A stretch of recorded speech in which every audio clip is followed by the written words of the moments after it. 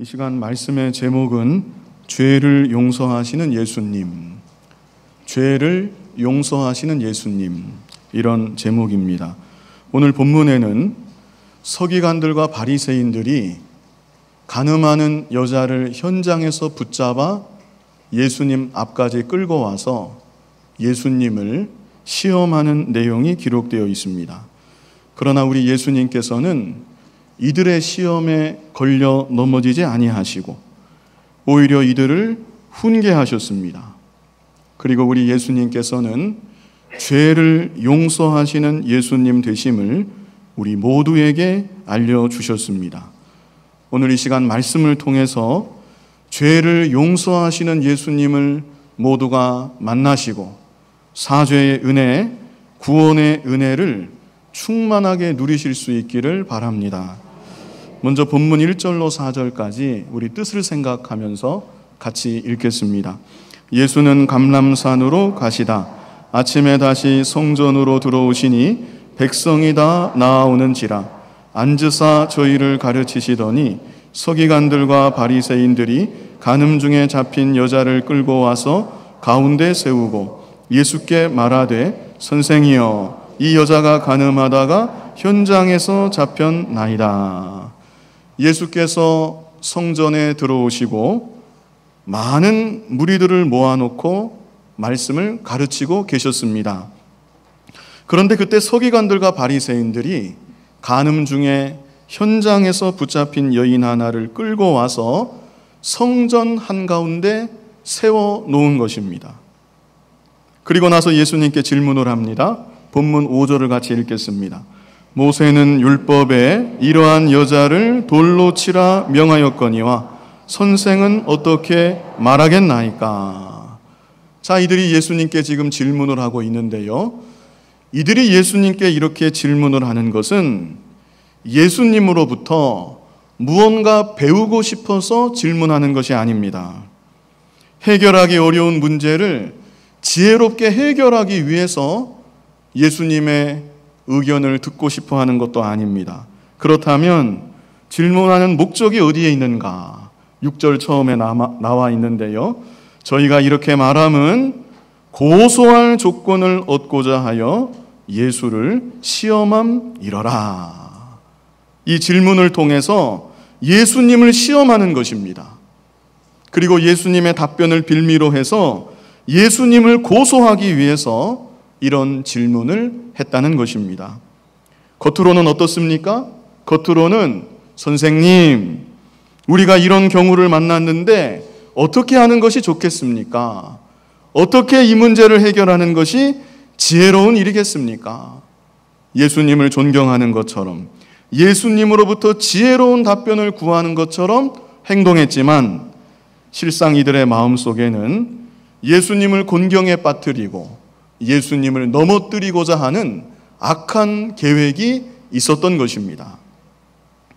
만약에 예수님께서 모세의 율법대로 저 여인을 돌로 치라 말씀하신다면 어떤 문제가 생길까요? 이제까지 예수님 가르침의 중요한 차별점은 사랑과 긍휼이었습니다. 원수까지 사랑해라. 70번씩 7번까지 용서해라. 이것이 바로 예수님 가르침의 중요한 정신이었습니다. 그런데 실제 현실적인 문제의 당면에서 현장에서 붙잡혀 끌려온 이 여인, 얼마나 당황하고 얼마나 두려워하고 있겠습니까?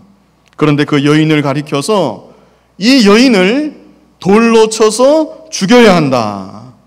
만약에 예수님께서 이렇게 답변하신다면 결국 예수님의 가르침도 별것이 아니구나.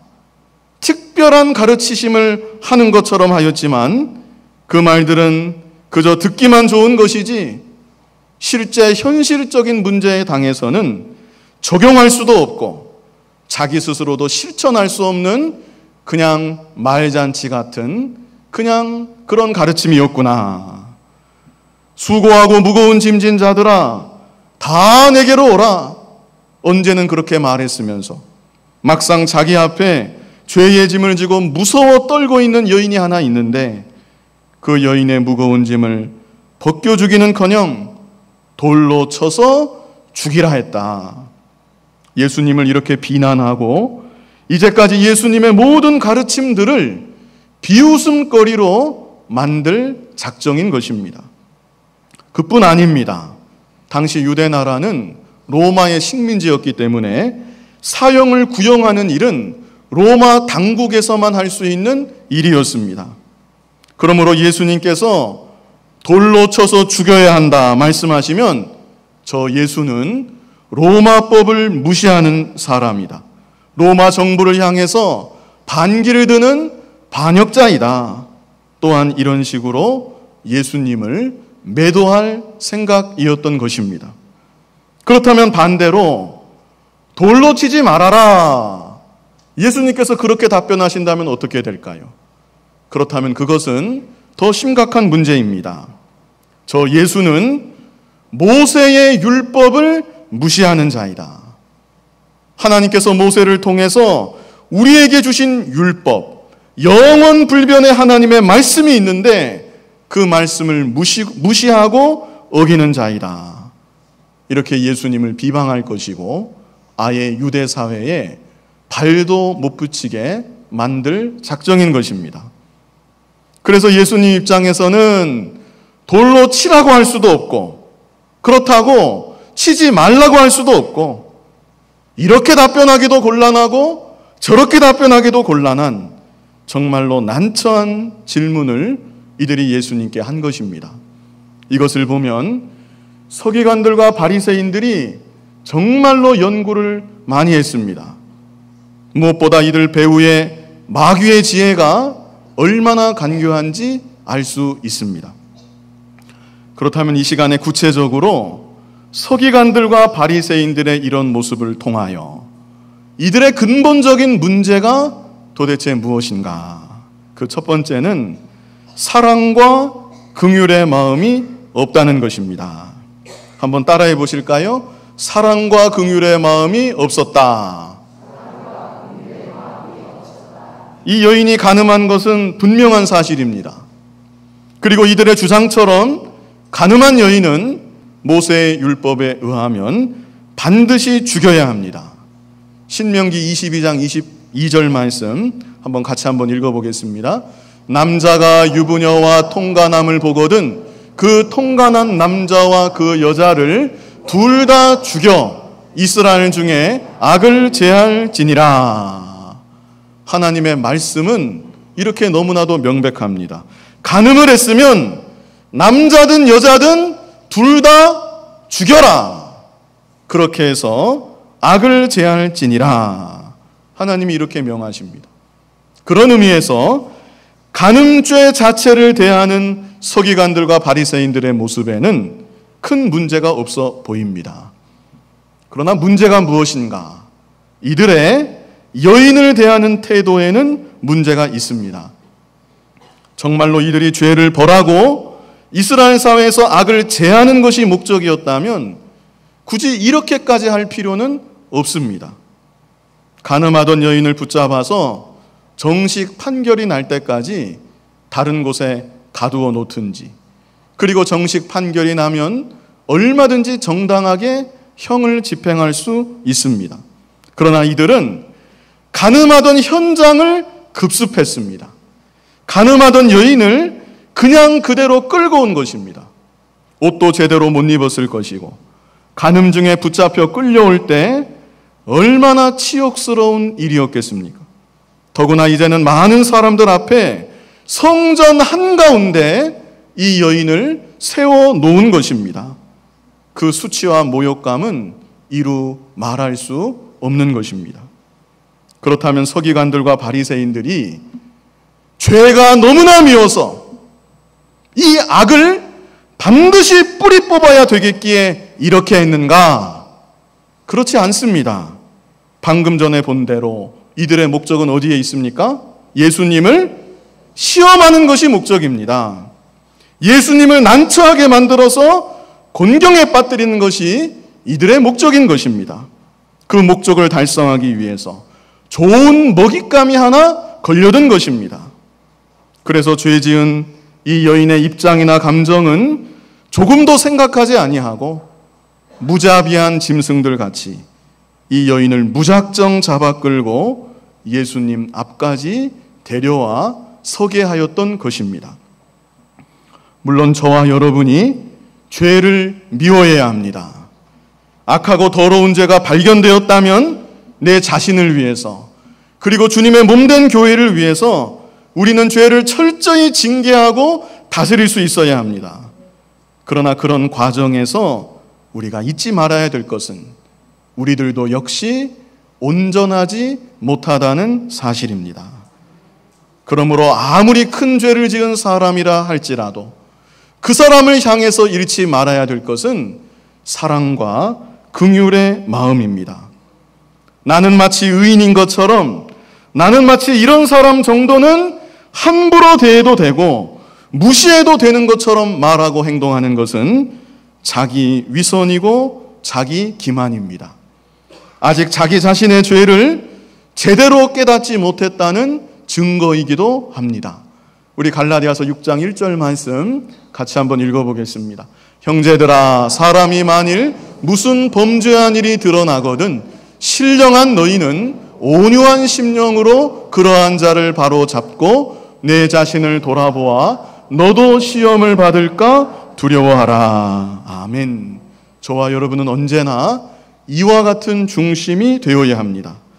범죄한 자를 바로 잡아야 하지만 온유한 심령으로 바로 잡아라. 이게 하나님의 명령입니다. 마치 나는 의인인 것처럼, 나는 깨끗한 정의의 사도가 되는 것인 마냥 그렇게 심판하고 징계하지 말고 온유한 심령으로 잘못을 바로 잡아야 한다. 그리고 네 자신을 돌아보아 너도 시험을 받을까 두려워하라. 이것이 하나님의 말씀입니다. 우리들은 모두가 다 연약합니다. 언제 어떻게 우리 자신이 어떠한 죄 가운데 빠질지 알 수가 없는 것입니다. 지금까지 악하고 더러운 죄에 빠지지 않았다면 그것은 내가 깨끗하고 의로워서가 아니라 하나님의 은혜요, 하나님의 도우심인 것입니다. 앞으로도 마찬가지입니다. 그러므로 우리들은 그저 하나님 앞에서 부족한 저를 붙잡아 주시옵소서. 저도 저와 같은 죄에 빠질까 심히 두렵습니다. 하나님, 저를 불쌍히 여겨주시고 하나님 은혜 가운데 저를 붙잡아 주시고 하나님께서 저를 인도하여 주시옵소서. 이런 믿음의 간구로 살아가야 되는 것입니다.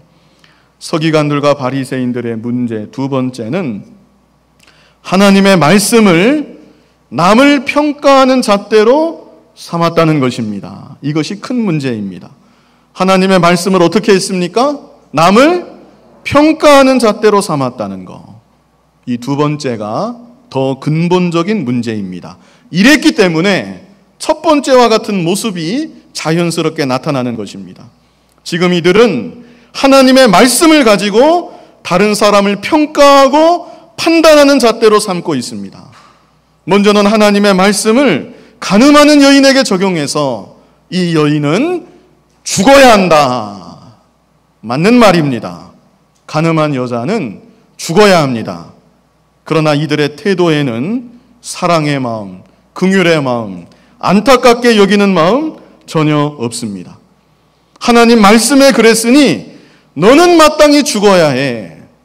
너는 더 이상 살 가치도 없고 인격적으로 대접받을 자격도 없어. 자신들이 마치 말씀의 집행자라도 되는 것처럼 이 여인을 무자비하게 대하고 있는 것입니다. 더구나 더욱 심각한 것은 하나님의 말씀을 가지고 하나님의 아들 예수 그리스도까지 시험하였다는 사실입니다.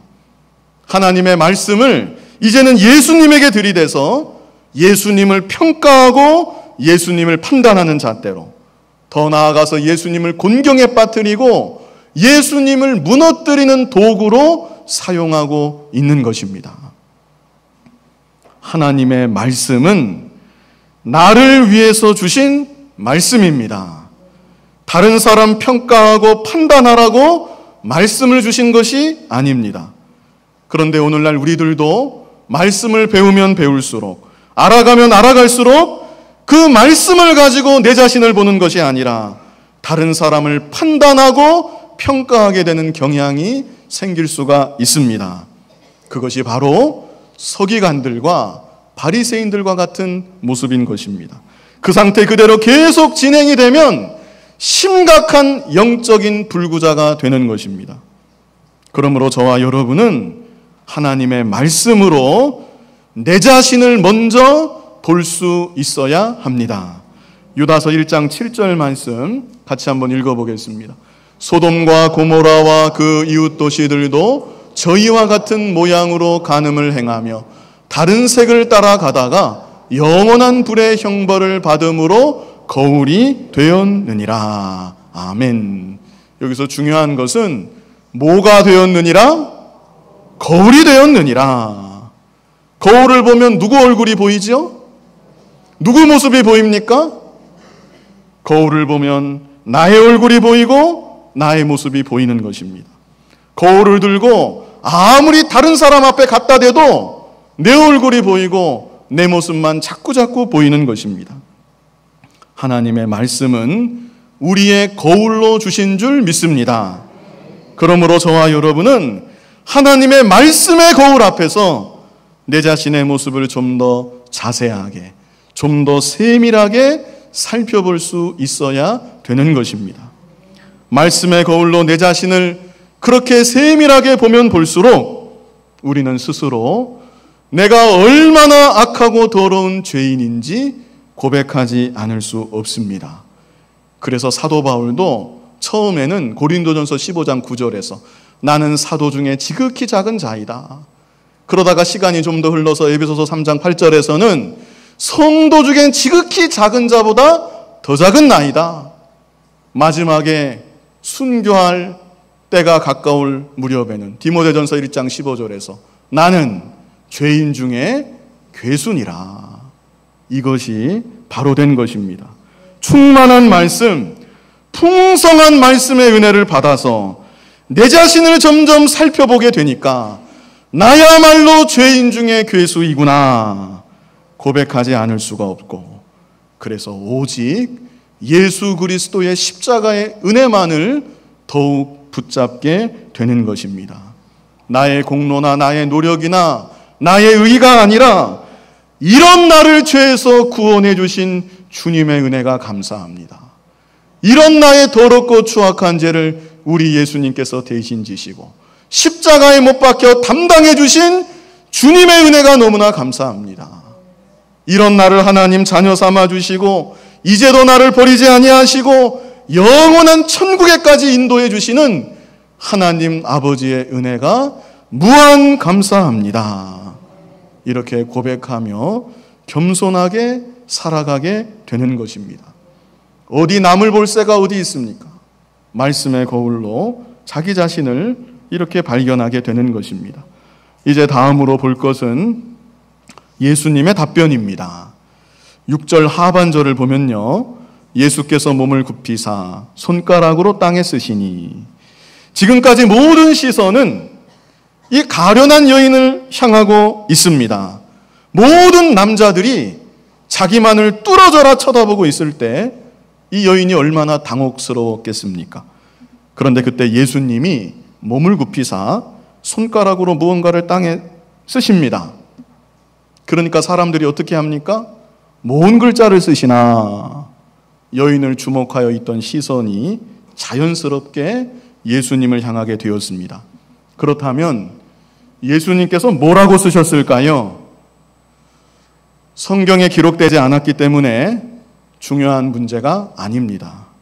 다만 분명한 것은 서기관들과 바리새인들 그리고 그 자리에 모인 모든 무리들이 무언가 생각할 수 있는, 무언가 느낄 수 있는 그런 말을 쓰시지 않았을까 싶습니다.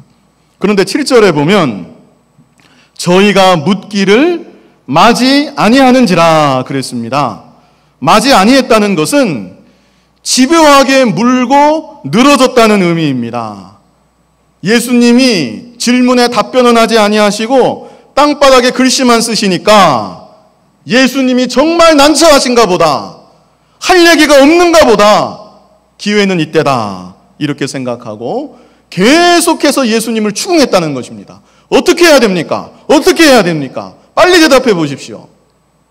그때 예수님께서 마침내 대답을 하십니다. 우리 7절을 같이 한번 읽어보겠습니다. 저희가 묻기를 맞이 아니하는지라 이에 일어나 가라사대 너희 중에 죄 없는 자가 먼저 돌로 치라 하시고. 참 유명한 말씀이죠. 너희 중에 죄 없는 자가 먼저 돌로 치라. 예수님의 이 답변은 모든 무리들을 향한 답변입니다. 예수님의 답변이 무리들을 향한 답변이 있고 여인을 향한 답변이 있어요. 이렇게 크게 답변이 두 가지로 나뉘는데 이것은 모든 무리들을 향한 답변입니다. 그리고 이 답변에는 두 가지 의미가 있어요. 첫 번째는 돌로 치라는 것입니다. 이것은 서기관들과 바리새인들의 죄를 대하는 입장과 동일한 것입니다. 다시 말해서 이 여인의 간음한 죄는 돌에 맞아 죽어 마땅한 죄이다. 이 사실을 예수님도 부인하지 않으신 것입니다. 그러므로 예수님의 이 답변을 통해서 우리가 먼저 기억할 것은 간음하는 죄는 정말로 무거운 죄라는 것, 무서운 죄라는 것, 이 사실을 우리가 마음판에 새겨야 합니다. 지금 이 시대는 음란을 부추기는 시대입니다. 간음을 조장하는 시대입니다. 성인 남녀가 동의하에 관계를 갖는 것, 그것은 죄가 아니다. 나라가 그것을 형법으로 다스린다는 것은 사생활 침해이다. 이것이 지금 세상의 법입니다. 결혼하지 않은 젊은 남녀들도 육체적인 관계를 갖는 것에 대해서 심각하게 생각하지 않습니다. 육체적 순결에 대한 개념 자체가 점점 희박해지고 있는 것입니다. 그러나 이 시간 분명하게 기억하시기 바랍니다. 간음하는 것은 돌에 맞아 죽어 마땅한 죄입니다. 결혼을 이미 약속한 사이일지라도 정당한 부부의 관계, 합법적인 부부의 관계가 성립되기 전에 먼저 자기들끼리 관계를 갖는 것, 그것도 역시 돌에 맞아 죽어 마땅한 죄입니다. 끝까지 절제하고 하나님의 말씀을 함께 순종하고 그래서 결혼 전까지 순결을 유지한다면 하나님께서 그 가정 위에 풍성한 은혜와 복으로 반드시 함께하여 주실 것입니다. 만약에 그런 죄를 범했다, 그러면 어떻게 해야 될까요? 세상이 다 그런데, 다 그렇게 사는데, 결혼 약속했는데, 그러고 그냥 묻어두고 넘어가지 말고 철저하게 회개해야 합니다. 뭐라고 회개해야 될까요? 저는 돌에 맞아 죽어 마땅한 죄인입니다. 하나님 앞에 눈물을 흘리면서 간절히 회개해야 되는 것입니다. 이미 지나간 먼 과거의 일일지라도 하나님 앞에 철저히 간절히 회개하면 하나님께서 그 사람에게 그 가정에 은혜와 긍휼을 베풀어 주실 것입니다. 무엇보다 아직 결혼하지 않은 분들, 그리고 자라나는 우리 학생들은 결단코 성적인 죄에 빠져서는 안 됩니다. 하나님께서 특별히 진노하시는 죄입니다. 성관계라고 하는 것, 그것은 오직 합법적으로 결혼관계가 성립한 부부 안에서만 이루어져야 되는 것입니다. 고린도 전서 6장 18절로 20절 말씀 같이 한번 읽어보겠습니다. 뜻을 생각하면서 우리 같이 읽겠습니다. 음행을 피하라. 사람이 범하는 죄마다 몸 밖에 있거니와 음행하는 자는 자기 몸에게 죄를 범하느니라. 너희 몸은 너희가 하나님께로부터 받은 바 너희 가운데 계신 성령의 전인 줄을 알지 못하느냐. 너희는 너희의 것이 아니라 값으로 산 것이 되었으니 그런즉 너희 몸으로 하나님께 영광을 돌리라. 아멘. 이 세상은 앞으로 점점 더 음란한 세상이 될 것입니다. 성적인 죄는 죄로 여기지 않는 그런 세상과 문화와 그런 분위기가 점점 되어갈 것입니다. 그러나 하나님의 자녀된 우리들은 세상의 문화 따라 사는 것이 아닙니다. 그 시대의 가치관을 따라 사는 것이 아닙니다. 영원 불변의 진리의 말씀이 우리 삶의 유일한 표준인 것입니다. 그러므로 죄악된 세상 물결에 휩쓸리지 말고 우리의 몸과 마음을 깨끗이 지키고 하나님께 영광 돌리며 살아갈 수 있는 저와 여러분이 다 되어야 하겠습니다.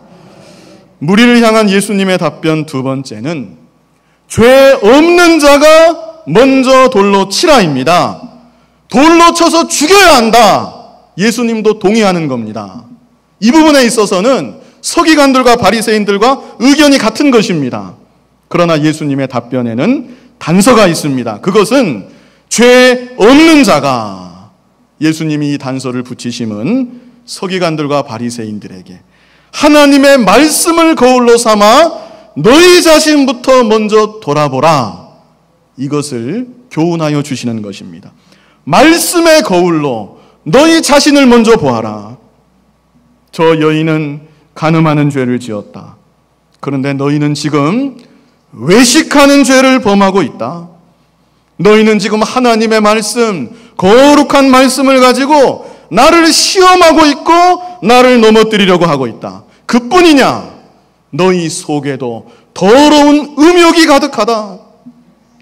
그러고도 너희에게 저 여인을 향해 돌을 던질 자격이 있다는 말이냐? 예수님이 친히 이렇게 책망하신 것입니다. 그리고 예수님은 8절에 다시 몸을 굽히사 손가락으로 땅에 쓰시니, 예수님이 다시 한번 땅에 무언가를 쓰셨는데요, 이것은 첫 번째 쓰신 것보다 더 직접적으로 이 무리들의 죄악을 책망하시는 내용이었을 것입니다. 그러자 9절을 보면, 우리 9절 말씀 같이 한번 읽어보겠습니다. 저희가 이 말씀을 듣고 양심의 가책을 받아 어른으로 시작하여 젊은이까지 하나씩 하나씩 나가고 오직 예수와 그 가운데 섰는 여자만 남았더라. 말씀의 거울로 자기 자신을 비추어 볼 때, 세밀하게 자기 자신의 모습을 살펴볼 때 아무런 가책 없이 여인을 향해 돌 던질 사람 없는 것입니다. 그래서 모두가 하나씩 하나씩 물러갔습니다. 여인을 향해 손가락질하던 사람, 경멸의 눈초리로 바라보던 사람, 돌을 던져서 죽여야 한다고 외쳤던 사람, 그 모든 사람들이 다 물러간 것입니다. 떠들썩했던 성전이 어떻게 되었겠습니까? 갑자기 고요해졌습니다. 그리고 이제는 예수님하고 이 여자 단 둘만 남았습니다. 어찌 보면 이 순간은 정말로 긴장되는 순간입니다. 이제 예수님께서 이 여인을 어떻게 대하실까? 이 여인에게 예수님이 뭐라고 말씀하실까? 우리 10절 말씀 같이 한번 읽어보겠습니다. 예수께서 일어나사 여자 외에 아무도 없는 것을 보시고 이르시되, 여자여, 너를 고소하던 그들이 어디 있느냐? 너를 정죄한 자가 없느냐? 종전까지 예수님은 무리들을 향해서 꾸짖는 음성으로 책망하셨던 예수님이십니다. 그런데 이 여인을 향해서는 지극히 부드러운 음성으로 이렇게 물으신 겁니다. 이에 여인이 대답합니다. 대답하되 주여 없나이다. 주님이 다시 말씀하십니다. 예수께서 가라사대 나도 너를 정죄하지 아니하노니 가서 다시는 죄를 범치 말라 하시니라. 예수님의 이 여인을 향한 답변에도 두 가지가 있습니다. 첫 번째는 나도 너를 정죄하지 않는다. 이게 얼마나 감사한 말씀인지 모릅니다. 이 세상에서 죄인을 정죄할 수 있는 분, 죄인을 심판할 수 있는 분, 오직 우리 예수님 한 분뿐이십니다. 예수님만이 이 여인을 향해서 돌을 던지실 수가 있습니다. 그런데 예수님은 이 여인을 향해서 나도 너를 정죄하지 않는다 말씀하여 주셨습니다. 이것은 우리 주님의 사죄의 은혜, 구원의 은혜를 선언하여 주신 것입니다. 이걸 보면 이 여인이 하나님의 선택함을 받은 백성임에 분명합니다. 예수 그리스도의 십자가와 부활의 은혜를 입을 하나님의 자녀임에 분명한 것입니다. 이 여인의 간음죄는 결코 작은 죄가 아닙니다. 돌에 맞아 죽어 마땅한 죄입니다. 예수님도 그 사실을 부인하지 않으셨습니다. 그러나 예수님이 주시는 사죄의 은혜, 구원의 은혜는 그 죄보다 더욱 풍성한 것입니다. 오늘날 저와 여러분이 이 간음한 여인과 같았습니다. 우리의 무수히 많은 죄악들로 말미암아서 수치와 조롱을 당해 마땅했고 마지막에는 죽어 멸망할 수밖에 없는 비천하고 가련한 존재였던 것입니다. 그러나 우리 예수님께서 그런 나를 정죄하고 심판하신 것이 아니라 나의 죄를 대신 짊어지시고 내가 당할 수치와 멸시를 다 받으시고 나를 대신해서 나를 위하여 십자가에 못 박혀 죽어주신 것입니다. 십자가에서 보혈을 흘려주시고 그 보혈의 대속 공로를 우리에게 입혀주셔서 나도 너를 정죄하지 않는다. 예수님이 우리에게 말씀해 주시는 것입니다. 이 여인을 향해서도 그저 무작정 나는 너를 정죄하지 않는다. 이게 아닙니다. 예수님은 이 말씀만 하신 것이 아니라 이제 장차 이 여인의 죄를 대신 지시고 십자가에 못 박혀 죽어주실 것입니다. 그리고 사흘 만에 부활하실 것입니다. 그러므로 이 여인을 향해서 나도 너를 정죄하지 않는다 말씀하여 주신 것입니다. 이 여인이 예수님의 말씀을 들었을 때 마음이 어떠했을까요? 먼저는 감사했을 것입니다. 도저히 살 가망이 없고 소망조차 없었는데 예수님 만나지 않았다면 비참하게 죽었을 텐데 수치스러운 죽음을 맞았을 텐데 예수님으로 인하여서 다시 살게 되었습니다. 얼마나 감사한 일입니까? 그리고 이내 그 마음에 평안이 찾아오고 구원의 기쁨이 임하였을 것입니다. 오늘날 모든 인생들도 예수님을 만나야 합니다. 마귀는 끊임없이 우리들을 정죄합니다. 온갖 죄를 들추어내고 우리를 공격하고 우리를 영원한 사망 가운데로 끌고 가고 있는 것입니다. 그러나 예수님을 만나면 살 길이 열립니다. 나의 죄를 대신 지시고 십자가에 달려 죽으신 예수님, 사흘 만에 부활하신 예수님, 그 예수님을 믿으면 사죄의 은혜, 구원의 은혜를 받는 것입니다. 이 자리에 계신 여러분들 모두가 주님이 주시는 사죄의 은혜, 구원의 은혜 가운데 참으로 감사하며 주님이 주시는 신령한 기쁨과 평강을 누릴 수 있기를 바랍니다. 예수님이 이 여인에게 주신 말씀 두 번째는 11절 끝에 가서 다시는 죄를 범치 말라 하시니라. 다시는 죄를 범치 말라. 이게 두 번째 주신 말씀입니다. 이 순서가 중요합니다. 가서 다시는 죄를 범치 말라. 그러면 나도 너를 정죄하지 않겠다. 이게 아닙니다. 그렇죠? 이게 아니라 나도 너를 정죄하지 않는다. 그러므로 다시는 죄를 범치 말라. 이렇게 말씀하여 주시는 것입니다. 먼저 우리에게 사죄의 은혜를 베풀어 주시고 구원의 은혜를 깨닫게 하시고 그리고 그런 다음에 다시는 죄를 범치 말라 말씀하여 주시는 우리 주님이신 것입니다. 내가 너를 위해서 십자가에 달려 죽었다. 그러므로 다시는 죄를 범치 말아라 말씀하여 주시는 우리 주님이신 것입니다. 사죄의 은혜를 깨달은 사람, 구원의 은혜에 감사하고 감격하며 사는 사람, 더 이상 죄를 지을 수가 없습니다. 철없는 아이라 할지라도 엄마가 목욕을 깨끗하게 씻겨주고 새 옷으로 갈아입혀 놓으면 나름 조심하는 것입니다. 예수님의 십자가의 보혈로 나의 모든 죄가 깨끗하게 씻은 바 되었습니다. 나는 사죄의 은총을 받았습니다. 이렇게 고백하고 믿는 사람이 아무 망설임 없이 죄를 짓는다, 아무 거리낌 없이 더러운 죄를 짓고 산다, 그럴 수는 없는 것입니다. 예수님 만난 이 여인이 예수님과 헤어져서 또다시 간음을 했을까요? 안 했을까요? 어떤 유혹이 와도 간음하지 않았을 것입니다. 죽다가 살아났는데, 사죄의 은혜, 구원의 은혜를 받았는데 어떻게 다시 간음죄에 빠질 수 있겠습니까? 일생 살아가는 동안 사죄의 은혜, 구원의 은혜에 감사하며 더욱 정결한 삶으로 하나님께 영광 돌리며 살았을 것입니다. 오늘날 우리들도 사죄의 은혜, 구원의 은혜를 참으로 깨닫고 그 은혜에 감사해서 날마다 더욱 거룩한 삶으로 하나님께 영광 돌리며 믿음의 삶을 살아가야 되는 것입니다. 이 시간 죄를 용서하시는 예수님, 이런 제목으로 말씀을 증거했습니다. 먼저는 서기관들과 바리새인들의 모습을 보았습니다. 이들에게는 무엇이 없었습니까? 사랑과 긍휼의 마음이 없었습니다. 그랬던 이유는 하나님의 말씀을 자신을 바라보는 거울로 사용한 것이 아니라 남을 평가하는 잣대로 삼았기 때문입니다.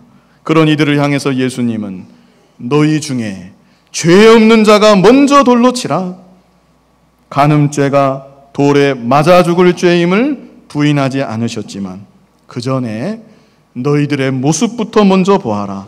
말씀의 거울 앞에서 너희 자신을 한번 비추어 보아라. 엄하게 책망하셨습니다. 그리고 예수님께서는 이 불쌍한 여인, 곧 죽어 마땅한 이 여인을 향하여서 나도 너를 정죄하지 않는다, 다시는 죄를 범치 말아라 말씀하여 주셨습니다. 오늘날 저와 여러분도 죽을 수밖에 없는 죄인이고 비참하고 가련한 죄인이었지만 우리 예수님의 십자가 보혈의 대속 공로로 말미암아 정죄받지 아니하고 하나님의 자녀 의인이 된 것입니다. 하나님이 베풀어 주신, 주님의 십자가로 베풀어 주신 사죄의 은혜, 구원의 은혜를 깨닫고 그 은혜에 감사하면서 말씀의 거울로 언제나 내 자신을 먼저 돌아보고 더욱 거룩한 삶으로 하나님께 영광 돌리며 살아갈 수 있는 저와 여러분이 다 되어야 하겠습니다. 거룩하신 아버지 하나님, 사죄의 은혜, 구원의 은혜 참으로 깨닫는 우리들이 다 되게 하시고 그 은혜 가운데 감사하며 거룩한 삶으로 하나님께 영광 돌리는 우리들 모두가 되게 하여 주시옵소서. 예수님 이름으로 기도하옵나이다. 아멘.